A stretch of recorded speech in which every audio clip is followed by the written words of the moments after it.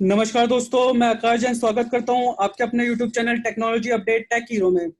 दोस्तों, आज की वीडियो में हम बात करेंगे वर्डप्रेस पर वूकॉमर्स का प्रॉपर सेटअप किस तरीके से किया जाता है। दोस्तों, वूकॉमर्स का सेटअप करना बहुत ही ईजी होता है, लेकिन लोग जो होते हैं उसे काफ़ी लाइटली जो होते हैं उसका सेटअप करते हैं और अच्छी तरीके से डिटेल्स फिल नहीं करते हैं। तो उसका प्रॉपर सेटअप किस तरीके से होना चाहिए वो हम इस वीडियो में बात करेंगे। तो चलिए दोस्तों, वीडियो स्टार्ट करने से पहले मेरा YouTube channel technology update tech hero, जिसमें आपको डिजिटल मार्केटिंग से रिलेटेड सारी अपडेट्स मिलेंगी, इस चैनल को सब्सक्राइब करना ना भूलिए। दिए गए बटन पे आप सब्सक्राइब पे क्लिक कीजिए या पंजा मारिए, इसे ज़्यादा से ज़्यादा सब्सक्राइब कीजिए और ज़्यादा से ज़्यादा लोगों तक शेयर कीजिए। दोस्तों, सीधा चलते हैं हम वर्डप्रेस के पैनल पे। देखिए दोस्तों, यहाँ हम वर्डप्रेस के पैनल में आ गए हैं। वूकॉमर्स का सेटअप करने के लिए सबसे पहले दोस्तों हमें वूकॉमर्स का प्लगइन डाउनलोड करना पड़ेगा। फ्री प्लगइन होता है। उसके लिए हमें क्या करना होगा, यहाँ डैशबोर्ड में नीचे प्लगइन्स पे जाना होगा और ऐड न्यू पे क्लिक करना होगा। ऐड न्यू पे क्लिक करने के बाद दोस्तों यहाँ पे हमें लिखना होगा वूकॉमर्स। वूकॉमर्स लिखने के बाद दोस्तों नीचे सर्चिंग होगा और सर्चिंग होने के बाद जो ये पहला प्लगइन आ रहा है इसको हमें इंस्टॉल नाउ पे क्लिक करना होगा। इंस्टॉल नाउ पे क्लिक करने के बाद दोस्तों एक्टिवेट पे क्लिक करना होगा हमें, जिससे कि हमारा ये प्लगइन हमारे वर्डप्रेस के पैनल में एक्टिवेट हो जाएगा।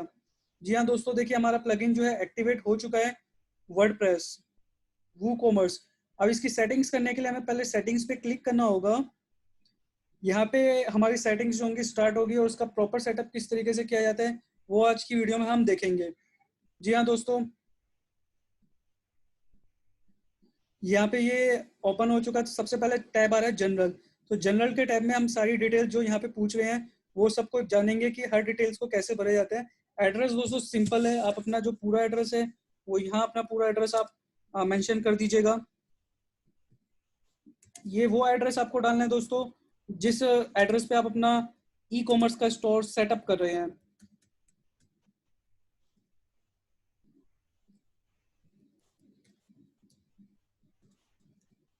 सिटी, स्टेट, सबसे पहले यहाँ पे आप कंट्री सेलेक्ट करना होगा। कंट्री ऊपर जो यहाँ पे लिखा है इसमें लिख सकते हैं इंडिया।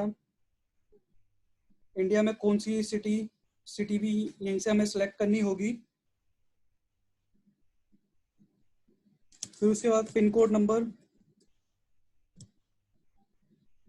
जी हाँ दोस्तों, फिर उसके बाद जो जनरल ऑप्शंस है इसको हमें जो है ज़्यादातर ध्यान रखना होगा, क्योंकि अगर ये हम इसको बाय डिफ़ॉल्ट ऐसे ही छोड़ देंगे तो आगे जाके जब कस्टमर चेकआउट करेगा उसको ये सारी डिटेल्स मैनुअली फिल करनी पड़ेंगी। जैसे सेलिंग लोकेशन, अगर हम सेलिंग लोकेशन यहाँ पे ऑप्शन हमें दे रहे हैं sell to all countries, sell to all countries except for, मतलब कि सारी कंट्रीज में हमें सेल करना है, सिर्फ एक दो कंट्री छोड़ के, तो वो आप यहाँ से सेलेक्ट कर सकते हैं कि कौन सी कंट्री में आप सेल नहीं कर रहे।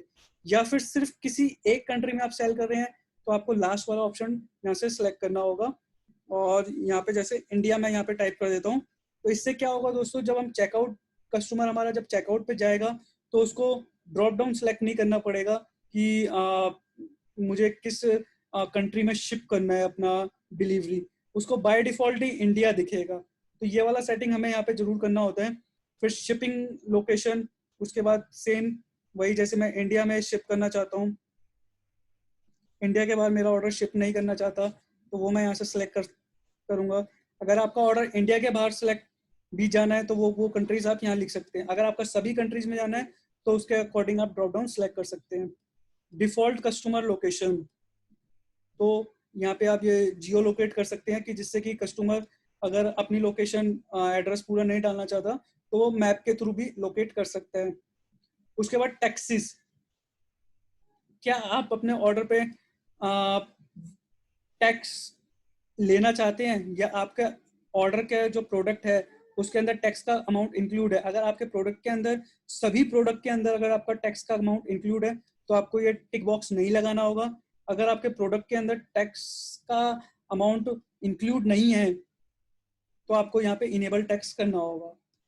फिर उसके बाद इनेबल कूपन्स, जब भी कस्टमर चेकआउट करता है तो वहाँ पे अगर उसके पास पहले से कोई कूपन है या आप लोगों ने उसे कोई कूपन प्रोवाइड किया है तो वो कूपन को फिल करने की जो जगह होती है उसके लिए आपको ये चेकबॉक्स लगाना होगा। और यहाँ पे इसको आप कभी भी टिक नहीं लगाइएगा, इसको हमेशा बाय डिफॉल्ट बिना टिक के रखिएगा। फिर उसके बाद करेंसी, अगर आप इंडिया में ही अगर आप शिप करें तो जाहिर सी बात है आप इंडियन रुपी में बात करेंगे, और अगर आप इंडियन रुपी में बात नहीं करना चाहते, डॉलर में बात करना चाहते हैं कस्टमर से, तो वो डॉलर भी यहाँ से सिलेक्ट कर सकते हैं। जैसे डॉलर लिख के यहाँ पे आप कौन सी कंट्री का डॉलर आप सिलेक्ट करना चाहते हैं वो आप कर सकते हैं। तो मैं फिलहाल के लिए यहाँ पे इंडियन रुपीज सिलेक्ट करूंगा। फिर उसके बाद करेंसी पोजीशन, मतलब जो आपका अमाउंट लिखा होगा, फॉर एग्जांपल 100 रुपीज लिखा होगा है, तो 100 रुपीज से पहले आपको सिंबल चाहिए या 100 रुपीज से बाद में चाहिए, लेफ्ट राइट वो सब आप यहाँ कर सकते हैं। तो मैं लेफ्ट विथ स्पेस की, मतलब करेंसी का सिंबल हो, फिर स्पेस हो, फिर वो अमाउंट हो। फिर 1000 सेपरेटर में मैं कोमा डालता हूँ, डेसिमल सेपरेटर में डॉट डालता हूँ, और कितने अमाउंट तक की मैं डेसिमल चाहता हूँ वो यहाँ 2 करता हूँ, और इसको हम यहाँ कर देंगे सेव चेंजेस। सेव चेंजेस करने के बाद दोस्तों हमारा जो जनरल सेटअप है वो यहाँ कंप्लीट हो चुका है। तो उसके बाद हम जाएंगे प्रोडक्ट्स के सेटअप में कि वूकॉमर्स में प्रोडक्ट का सेटअप हम कैसे करेंगे। तो जो हमारा शॉप का पेज होगा उसको हम स्टोर के नाम से रखना चाहते हैं। जो हमारे हमने ऑलरेडी पेजेस बनाए हुए हैं उनमें से कौन सा पेज हम शॉप का देना चाहते हैं वो store. Add to cart behaviour, मतलब कि जो कस्टमर शॉप के पेज से कोई प्रोडक्ट को ऐड टू कार्ट करता है, ऐड टू कार्ट करने के बाद क्या हो, वो यहाँ से हम उसका बिहेवियर सेलेक्ट कर सकते हैं कि ऐड टू कार्ट करने के बाद सीधा वो चेकआउट पे चला जाए, या फिर उसकी बास्केट में वो प्रोडक्ट ऐड हो जाए जिससे वो और भी प्रोडक्ट ऐड कर सके। तो वो चीज हमें यहाँ पे सिलेक्ट करनी होगी। अगर हम पहले ऑप्शन पर टिक कर देते हैं तो यहाँ लिखा हुआ है redirect to the cart page after successful addition, मतलब कि जैसे ही उसने ऐड टू कार्ट किया वो कार्ट पेज पे रीडायरेक्ट हो जाएगा, जिससे वहां से वो सक्सेसफुली चेकआउट कर जाएगा। और उसके बाद इसको अगर हम डायरेक्ट नहीं करते तो वो रीडायरेक्ट नहीं होगा, उसके जस्ट बास्केट में प्रोडक्ट ऐड होगा और उसके बाद वो बास्केट को इकट्ठा चेकआउट कर सकता है। फिर सेकंड ऑप्शन है enable AJAX add to cart button on archives. फिर उसके बाद है प्लेस होल्डर इमेज, कितनी इमेजेस होनी चाहिए। जैसे शॉप का जो पेज होता है उसमें जैसे बाय डिफॉल्ट 6 इमेजेस चाहिए, 3 इमेजेस चाहिए। मैं आपको दिखा देता हूँ यहाँ पे जाके, जो वेबसाइट है ये चीज़, ये ऑप्शन क्या कहना चाह रहे हैं वो मैं यहाँ दिखा सकता हूँ। तो दोस्तों ये हम स्टोर के पेज में आ गए हैं। यहाँ पे देख सकते हैं दोस्तों, यहाँ पे 4 2 4 8 12 इमेजेस है। तो हम इसकी क्या सेटिंग करना चाहते हैं, तो मैं इसको रखता हूँ 12 ही सही है, तो मैं इसको 12 इमेजेस कर लेता हूँ। फिर उसके बाद जो हमारे प्रोडक्ट्स हैं उसकी मेजरमेंट क्या है, उसको किलो के हिसाब से देते हैं या किसके हिसाब से, वो हमें सेलेक्ट करना होता है। डायमेंशंस की यूनिट हम यहाँ से बाय डिफॉल्ट सेलेक्ट कर सकते हैं। और नीचे जो है इनेबल रिव्यूज, जो आप ये देख रहे हैं इसमें क्या होता है कि जैसे हम अपना कोई प्रोडक्ट ओपन करते हैं, फॉर एग्जांपल अगर हम ये प्रोडक्ट ओपन कर रहे हैं यहाँ से, तो नीचे देख सकते हैं दोस्तों रिव्यूज का एक सेक्शन होता है। यहाँ से क्या आप कस्टमर से अपने प्रोडक्ट पे रिव्यूज लेना चाहते हैं तो वो चीज यहाँ से आप इनेबल कर सकते हैं। तो इनेबल प्रोडक्ट रिव्यूज पे पहले टिक लगाना है। Show verified owner label on customer reviews, वो भी कर सकते हैं। Reviews can only be left by verified owners, हम चाहते हैं कि कोई भी आए वो रिव्यू देके जाए हमें, तो हम इस पर टिक नहीं लगाएंगे। Product rating, enable star rating on reviews, आप कस्टमर से रिव्यू कैसे लेना चाहते हैं, स्टार रेटिंग लेना चाहते हैं। फिर star rating should be required not optional, वो भी कर सकते हैं कि भाई स्टार रेटिंग देना चाहते हो तो ठीक है, अगर नहीं देना चाहते तो वो भी ठीक है, वो भी आप कर सकते हो। उसके बाद आपको सिंपली यहाँ सेव चेंजेस पे क्लिक करना है। सेव चेंजेस पे क्लिक करने के बाद दोस्तों हम अपने तीसरे टैब में चलेंगे जो कि जिसका नाम है टैक्स। हाँ दोस्तों, टैक्स वाले ऑप्शन में आने के बाद हमें यहाँ पे क्या करना होगा दोस्तों, यहाँ पे काफी सारे ऑप्शंस होते हैं। सबसे पहले टैक्स ऑप्शंस में हमें क्या मिलेगा कि जो हम अपने प्राइस एंटर करेंगे प्रोडक्ट का, वो इंक्लूसिव ऑफ टैक्स होगा या एक्सक्लूसिव ऑफ टैक्स, वो ऑप्शन यहाँ से आपको सिलेक्ट करना होगा। फिर सेकंड ऑप्शन होगा कैलकुलेट टैक्स बेस्ड ऑन, आप कस्टमर शिपिंग एड्रेस के हिसाब से या कस्टमर की बिलिंग एड्रेस के हिसाब से आप टैक्स डिसाइड कर सकते हैं। यहाँ पे मैं इसको कस्टमर शिपिंग एड्रेस कर देता हूँ। शिपिंग टैक्स क्लास में आप क्या कर सकते हैं कि आप स्टैंडर्ड रखना चाहते हैं, रिड्यूस रेट रखना चाहते हैं, जीरो रेट रखना चाहते हैं, वो चीज आप यहाँ से सिलेक्ट कर सकते हैं। राउंडिंग, राउंड टैक्स एट सब total level instead of rounding पर लाइन। मतलब कि जैसे क्या होता है कि किसी कस्टमर ने एक प्रोडक्ट सेलेक्ट किया, उस प्रोडक्ट का राउंड ऑफ आपको करना है, या फिर कस्टमर ने जितने भी प्रोडक्ट ऐड करे नीचे जो टोटल बनेगा उस पर राउंड ऑफ करना है, तो वो आप यहाँ से करेक्ट कर सकते हैं। तो मैं इसको ये कर लेता हूँ, जिससे कि मेरा जो सब टोटल होगा उस पर राउंड ऑफ हो, कि हर प्रोडक्ट के राउंड ऑफ होने से अच्छा है। फिर उसके बाद हम एडिशनल टैक्स क्लास यहाँ से डिसाइड कर सकते हैं, रेड्यूस रेट या जीरो रेट। फिर उसके बाद display price in the shop, जो हम हमारा स्टोर है यहाँ पे जो हम प्राइसेस देख रहे हैं, जैसे कि ये हम स्टोर पे क्लिक करेंगे तो जहाँ पे जो प्रोडक्ट्स आ रहे हैं, जो ये प्रोडक्ट्स का प्राइस आ रहा है, ये प्राइस हम यहाँ पे इंक्लूडिंग टैक्स दिखाना चाहते हैं या एक्सक्लूडिंग टैक्स, ये हम यहाँ से डिसाइड कर सकते हैं।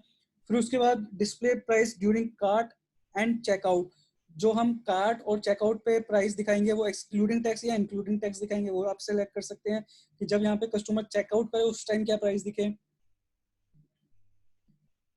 फिर उसके बाद है प्राइस डिस्प्ले सफिक्स, मतलब जो यहाँ पे प्राइस दिख रहा है आपको, जैसे कि आपको प्राइस दिख रहा है तो यहाँ से इससे पहले सफिक्स कुछ लगाना है, जैसे कि इंक्लूडिंग वैट, इंक्लूडिंग जीएसटी, जो भी आपका यहाँ पे टैक्स लगता है उसके अकॉर्डिंग यहाँ पे कुछ पहले लिखना चाहते हैं तो वो आप यहाँ से डिफाइन कर सकते हैं, जो भी आप लिखना चाहे वो आप लिख सकते हैं। Display tax totals as a single total या आइटमाइज, मतलब टैक्स जो है जब आप कस्टमर चेकआउट करेगा तो हर आइटम का टैक्स कैलकुलेशन दिखाना चाहते हैं या टोटल पे टैक्स दिखाना चाहते हैं, तो आइटमाइज पे आप क्लिक कीजिएगा और उसके बाद यहाँ पे सेव के चेंजेस पे क्लिक कर दीजिएगा। सेव चेंजेस पे क्लिक करने के बाद दोस्तों टैक्स में काफी सारे ऑप्शंस होते हैं यहाँ पे, आप जैसे टैक्स में हमने पहला ऑप्शन देखा था टैक्स ऑप्शन, सेकंड पे जाएंगे स्टैंडर्ड रेट्स, जो हम बात कर रहे थे पीछे स्टैंडर्ड रेट्स और जीरो रेट, वो हम यहाँ से डिसाइड कर सकते हैं। जैसे कि यहाँ पे आप देख रहे हैं स्टैंडर्ड रेट जो होंगे उसके लिए आपको क्या करना होगा, सबसे पहले इंसर्ट करना होगा रो, इंसर्ट रो करने के बाद कंट्री कोड जैसे जो भी आपका कंट्री कोड है वो यहाँ आपको डालना होगा, state code, postal code, city, rate, इस कंट्री में, इस स्टेट में, इस पिन कोड पे, इस सिटी पे कितना टैक्स आप लगता है वो आप यहाँ पे डाल सकते हैं। और उसके बाद यहाँ पे आपको सिंपली सेव चेंजेस पे क्लिक करना है। सेकंड ऑप्शन है फिर sir reduce rate, reduce rate में क्या ऑप्शन होता है उसको आप यहाँ से सिलेक्ट कर सकते हैं, सेम प्रोसेस वही रहेगा, वो आप यहाँ से सिलेक्ट कर सकते हैं। जीरो रेट, उसके लिए आपको क्या करना होगा वो आप यहाँ से सिलेक्ट कर सकते हैं अपने अकॉर्डिंग। तो ये सारी दोस्तों सेटिंग्स होती हैं जिसके बारे में मैं आपको अवेयर करा रहा हूँ। फिर उसके बाद दोस्तों शिपिंग की सेटिंग्स में हम चलते हैं, शिपिंग की सेटिंग्स में हमें क्या करना होगा वो हम देख लेते हैं एक बारी।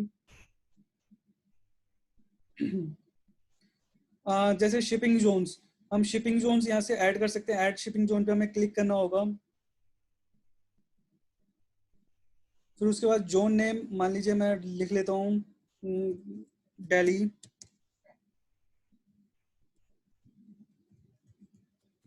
दिल्ली लिखने के बाद जोन रीजन्स यहाँ से हम ड्रॉप डाउन में सेलेक्ट कर सकते हैं, जैसे मैंने दिल्ली लिखा है तो मैं यहाँ से दिल्ली सेलेक्ट कर लेता हूँ। फिर उसके बाद मल्टीपल लोकेशंस भी आप सिलेक्ट कर सकते हैं।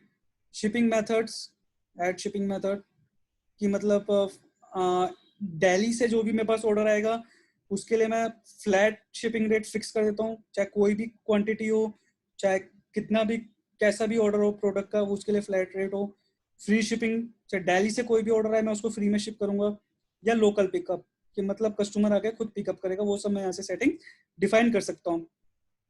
फिर उसके बाद दोस्तों चलते हैं शिपिंग ऑप्शंस में, शिपिंग ऑप्शन में क्या सेटिंग होती है एक बार वो देख लेते हैं दोस्तों। अब हम यहाँ पे देखेंगे शिपिंग ऑप्शंस में कैलकुलेशंस पे, enable the shipping calculator on the cart page, मतलब जब वो कार्ट पेज पे जाए तब उसका शिपिंग दिख जाए।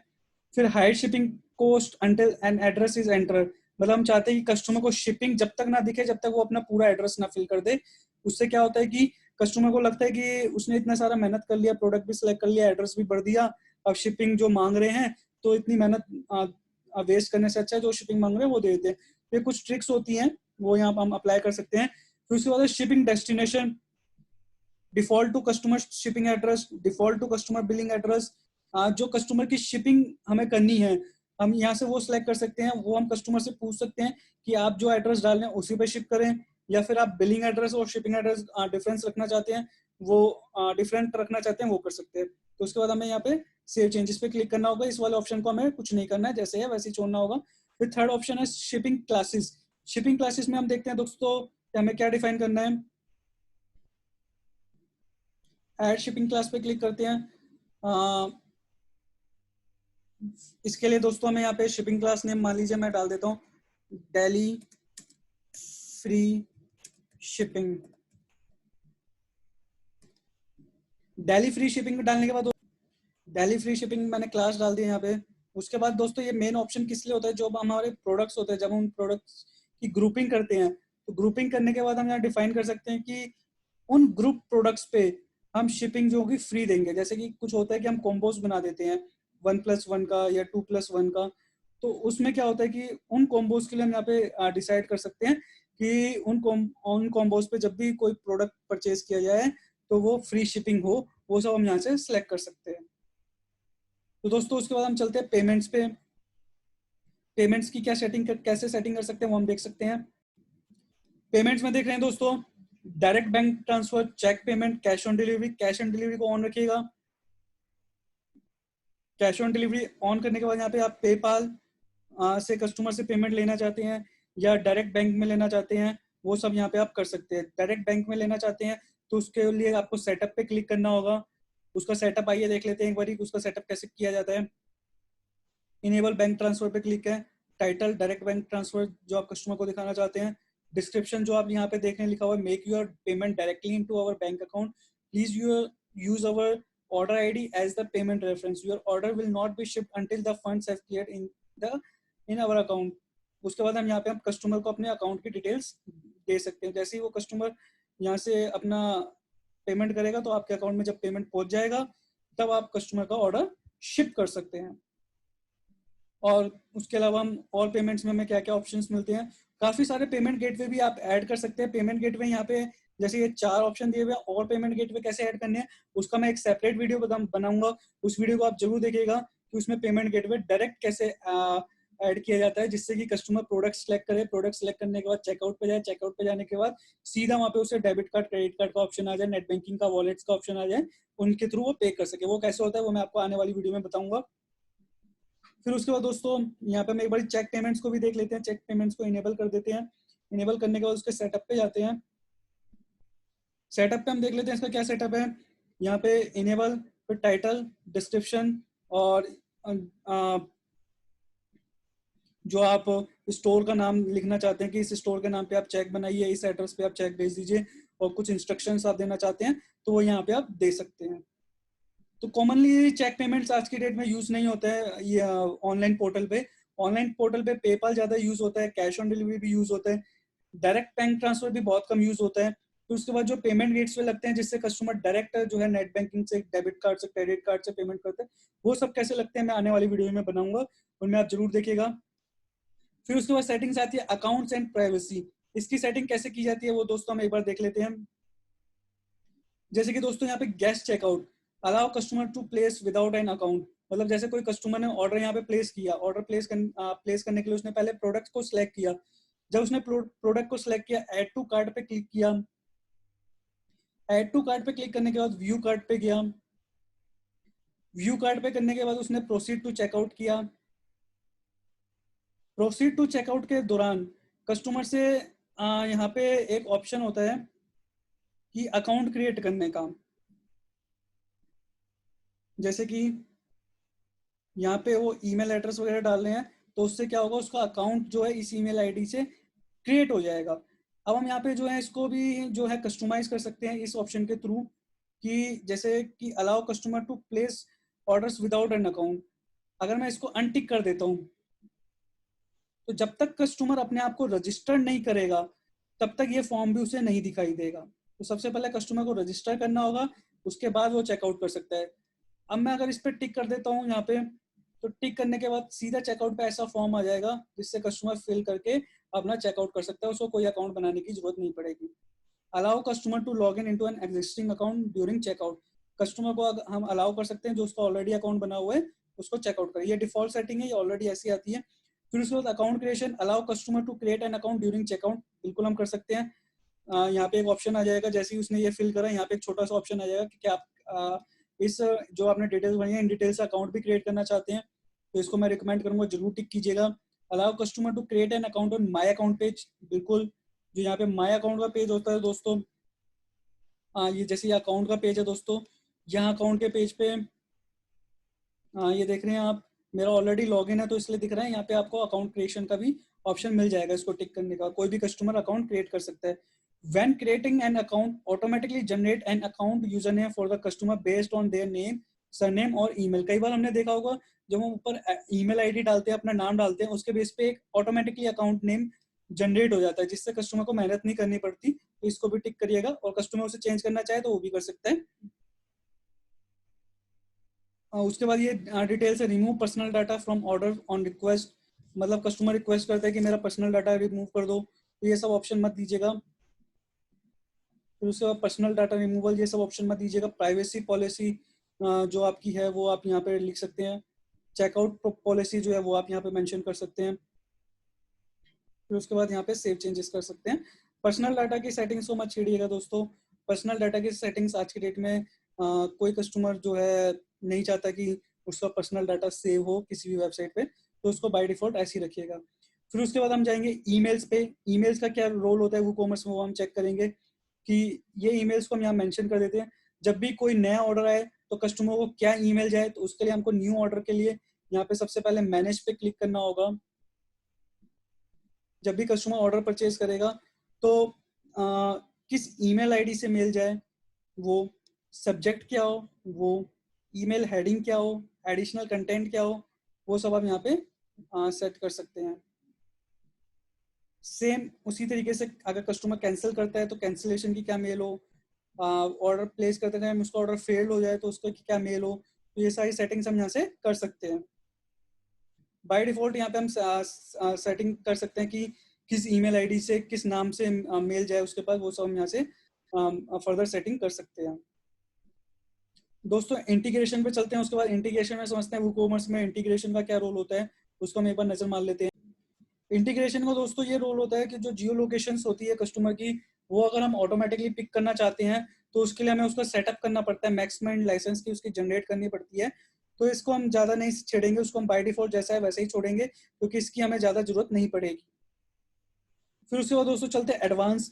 एडवांस में हमें क्या करना होता है वो हम एक बार चीज़ देख लेते हैं। जो कार्ड पेज हो कस्टमर का, वो हमने जो पेजेस बनाए उनमें से कौन सा होना चाहिए, चेकआउट कौन सा होना चाहिए। दोस्तों ये सब जो चीज़ें होती है, ये पेज आपको बनाने की जरूरत नहीं होती। जैसे ही आप वूकॉमर्स का प्लगइन इंस्टॉल करते हैं, ये ऑलरेडी आपको आ जाती है। फर्दर इस कार्ड पेज में भी अगर आप कुछ एडिटिंग करना चाहें तो आप पेजेस में जाके यहाँ पे जो पेजेस होते हैं, मैं आपको क्लिक करके दिखा देता हूँ। जैसे आप वूकॉमर्स का प्लगइन यूज करोगे तो ये सारे पेजेस ऑटोमेटिकली बन जाएंगे। कार्ट, चेकआउट, इसमें जाके एडिट करके कुछ भी आप चेंजेस करना चाहो वो यहाँ से आप कर सकते हैं। तो हम अपने वूकॉमर्स में ही चलते हैं। वूकॉमर्स में जो हम सेटिंग कर रहे हैं दोस्तों, वूकॉमर्स की सेटिंग्स,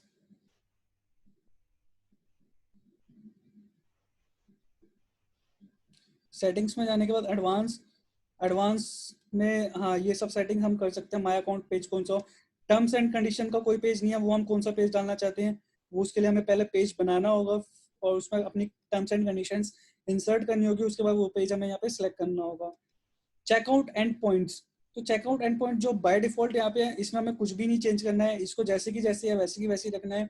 अकाउंट एंड पॉइंट, इसमें भी हमें ज्यादा कोई सेटिंग चेंज नहीं करनी है, जैसे की जैसे है वैसे की वैसे रख के उसको हमें सेव चेंजेस पे क्लिक कर देना है। तो दोस्तों ये हो गया हमारा वूकॉमर्स का प्रॉपर सेटअप, जिस तरीके से हमें सेटअप करना चाहिए।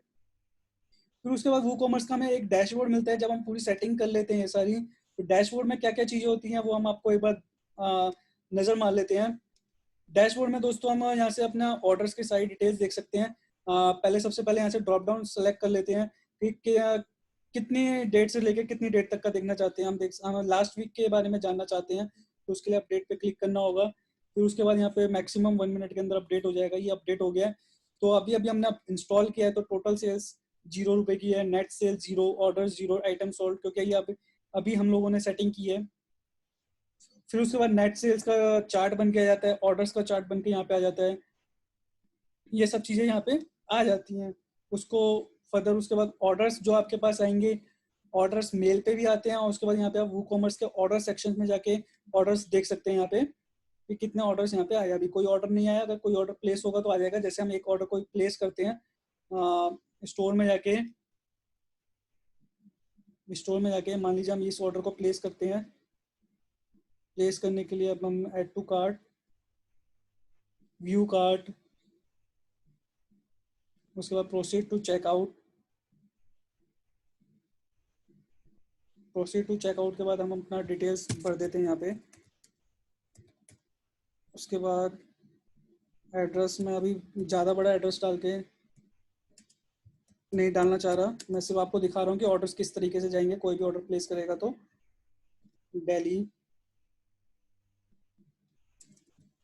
Pin code number, phone number, देखो पिन कोड नंबर के अकॉर्डिंग यहाँ रिफ्रेश हो रहा है राइट साइड में, उसी के अकॉर्डिंग होती है।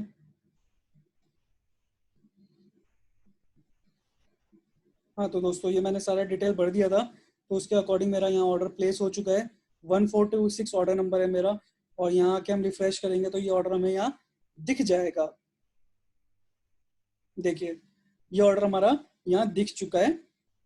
300 रुपये का ये ऑर्डर है, जिसको बैंक ट्रांसफ़र के थ्रू हमने पे किया था।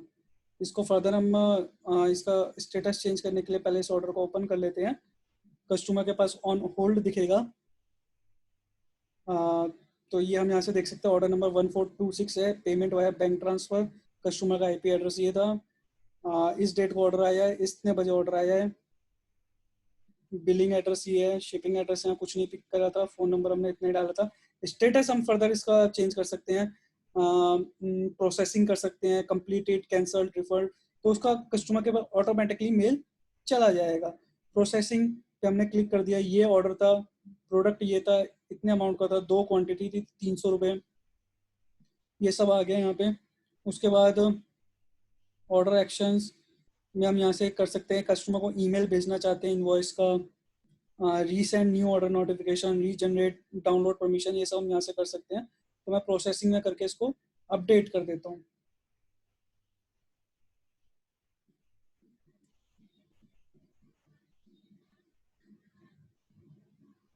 यहाँ आ गया ना, order status change from on hold to processing.